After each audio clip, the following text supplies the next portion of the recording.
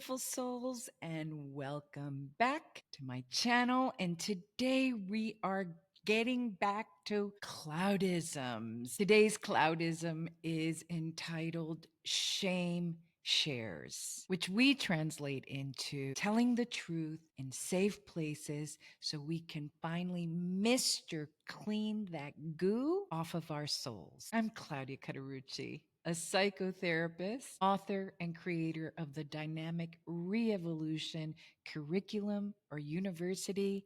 Keep an eye out on that.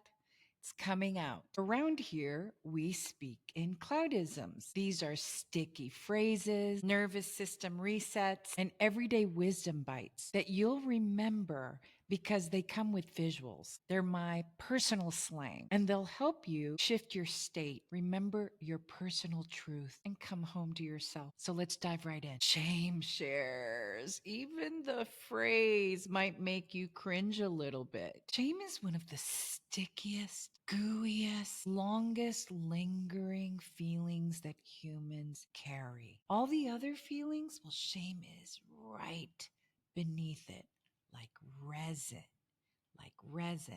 stuck. It feels so personal. It's like your private horror story. It's what you run from, what you hide, and what you hide from. It's what's whispering in your ear when things go quiet. Shame is your own Freddy.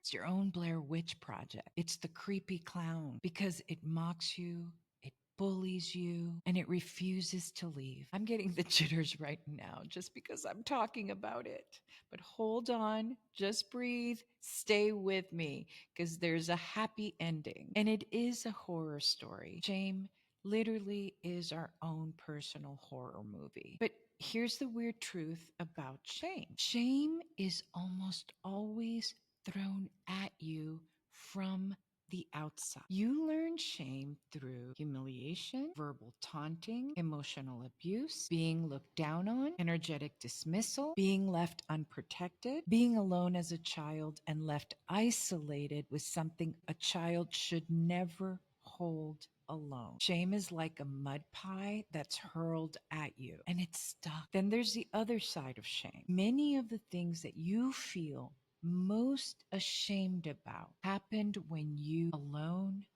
unprotected, confused, doing your best at soothing yourself, or being asked to do things that you had to hide. Shame happens to children left alone in experiences that are far bigger than their bodies and their little psyches. And this happens in families, the best intentioned families sometimes, where kids have to be left alone a lot, and the not so best intentioned families, where things like hurling emotional, physical abuse is part of the day to day. This happens in schools. This happens in cults, in churches. This happens everywhere in all of your countries. It happens because I know I'm speaking to a global community. So even though I'm speaking to many people right now, I want you to stay close to me during this conversation around shame. So what are the ingredients of shame? Let's name them clearly: hiding, masking, secrecy. That's why in 12-step groups, they say you're as sick as your secrets. And what it means is if you're holding so many secrets for others or for yourself, it gets heavy, it gets sticky. Self-hate, internal bullying, projecting hate onto others, perfectionism, chronic comparison, compulsive people pleasing.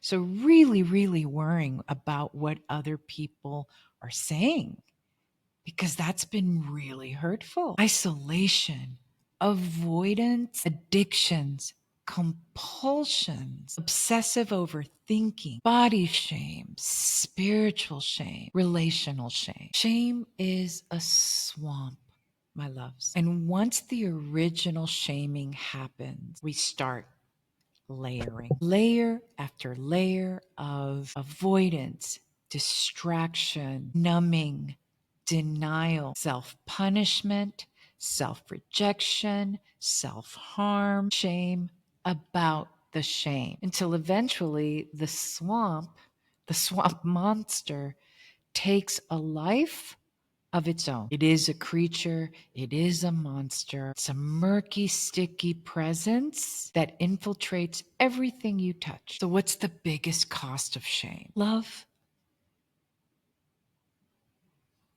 self-love, loving others, loving God, receiving love, trusting love. Because shame's whispering, that slithering snake. If they really knew you, they'd leave. If you really knew yourself, you'd run. So forget going inside to heal. Love isn't for you. The truth is, it's nearly impossible to access love through 20 layers of swamp. So how do we cut through it? Shame shares radical. I know. Counterintuitive. I know. Feels all wrong.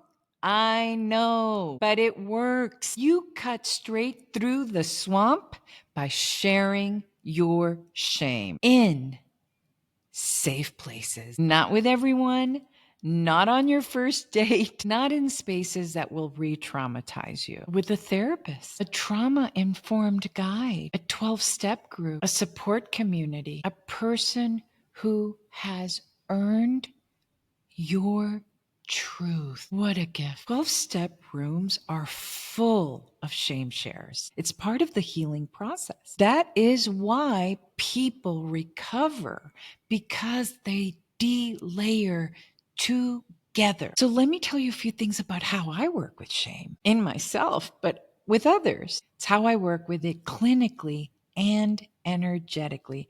You know my whole thing. I'm super energetically literate, and I want others to be energetically literate. Step one, the way that I work with it is that I present it as like we're walking around it.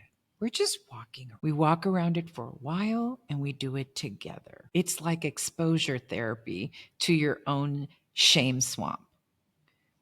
I can tell when people don't want to go and talk about it directly.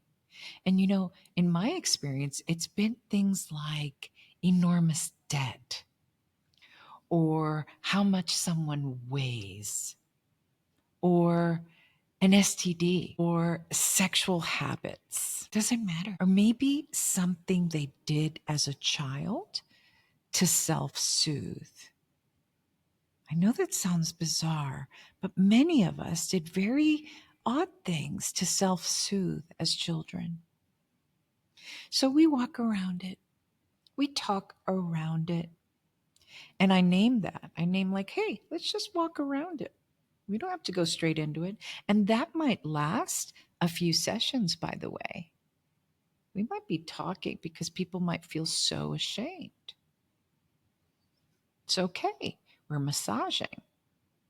We're softening the outskirts of the shame swamp. Step two, we start to build a trauma-informed space. And of course, I lead that. We watch the body. We track the breath. We see what the body's saying, where it gets tight. We watch micro expressions. I certainly do. Because what happens when people are sharing their shame, they're really either looking down, not at you. Those are signs of shame. Covering their face, looking down, or actually staring right at you because they're expecting you to be disgusted. So as the person who's the space holder, the safety builder, want to get in touch with your own kindness, with your own gentleness, with your own shame, because I am you and you are me, and we want to pace it. We want to stay slow about it. So that leads to number three. We pace. There might be crying. There might be nausea. I've had clients pull up a trash can next to us. By the way, that's what happens in ayahuasca ceremonies or sometimes in psychedelic psychotherapy. People will feel nausea and will start literally throwing up their shame. There might be shaking. There might be silence. There might be sobbing. And all of that is sacred. It's part of the process. Think of it. Think of it. The exorcism is happening. It's coming out of your body. All exorcism means is a pulling out. Then we do it again. We repeat. But every time, what I've noticed, and I say this in the dynamic meditation method, is those first layers of shame are intense, are bulky, are gooey, are gross, are disgusting. But as you do it, as you clean up, as you exorcise it, pull it out of your body, the layers get lighter and lighter and easier and briefer. We do this slowly, gently, consistently. So yes, first layers are hard. It gets easier and easier. Not less painful, not less gooey, but just it does get lighter until eventually we arrive at the bottom. And at the bottom of shame, every single time is the same truth. It was an excruciatingly alone experience. The trauma of experiencing trauma alone. Likely a child experiencing something too big all by themselves. A shame share lets the child be seen, held, and adored.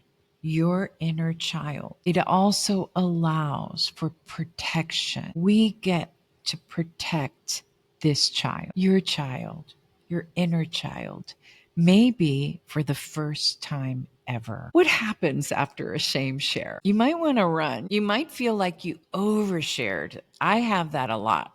That's a common one for me. You might spiral. You might relapse into old behavior because sharing it feels so unnatural, so scary, so triggering. Of course you will. That's the nervous system detoxing the swamp. In 12-step programs, we would call it a relapse. But keep coming back. It works if you work it. Keep delayering. Because let me tell you, you want to know? Let me tell you what comes next.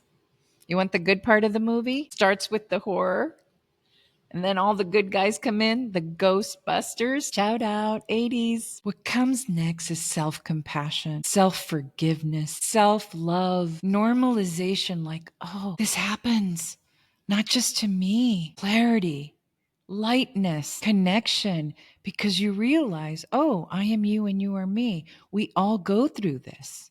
All of us. Me connecting with my shame as a psychotherapist has been one of the most powerful things I've ever done for my clients because I can meet them there instead of staying away from them. And they will energetically feel that. So connection, restoration, and the ability to finally breathe when you go inside.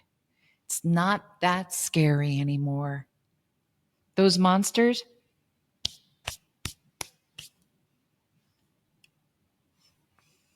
and eventually you realize it wasn't all you. You were inside an ecosystem that shaped your shame. Let me repeat.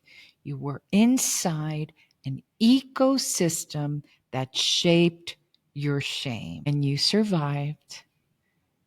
And once you get good at shame shares, you will thrive. So many things won't feel scary anymore. Now, discernment matters. Choose your shame share people with care. Remember the triple D's. You discover your data, your shame swamp. You discern, and then you decide. Therapists, support groups, 12-step rooms are all excellent places to start. Not everyone can hold your truth. That's okay. Mostly because they're not in touch with their own shame. So choose the ones who can. I like to say, give it back. This was put inside of you. Give it back. Let's just give it back. Let's just have it dissipate into molecules once we pull it up. Why does this matter for humanity? Healing your shame activates the principle of I am you and you are me. I know my shame. I know what it's like to feel ashamed. I know what it's like to want to heal it. And I can provide space for you. Because see, shame is used against us. It exploits us. Anyone who wants to activate, just boop, boop, boop, touch our shame, they can. And then we're just little robots serving the people who are bullying us, those paparazzi who keep reminding us of our shame. So if we heal our shame, it is activism because we stop it. Shame is also a form of energetic self-harm, and it spreads harm outward. When you heal shame, you stop hurting yourself. So let's say you stop your shame, you stop the drinking that's impacting your family or whatever addiction. Addictions and shames go right together. It's a great pairing. And then because you start becoming an addict, you feel even more shame. Can you see that? You get further and further and further away from yourself. I always say that addictions, what they really are is this incredible gap away from your authentic self, away from your soul. And that just gets more and more and more and more and more layering, like how we started this Cloudism. And guess what happens? You stop the ancestral line of shame. Whatever your parents brought, whatever your people brought, your culture brought, you stop it through you. This is what I mean by heal yourself, heal the planet. You got it? I hope this left you thinking. It's powerful work. Put a little heart in the comments if this impacted you. It's all you have to do. A little heart. More Cloudisms coming. Catch me on the next one. And before you leave, find your shame share tribe. Please like, share, comment. Let's get this algorithm going. Blowing kisses to that algorithm. We're transforming humanity's algorithm one person at a time. Let's start with you. Jump on this wave with me. See you in the next one.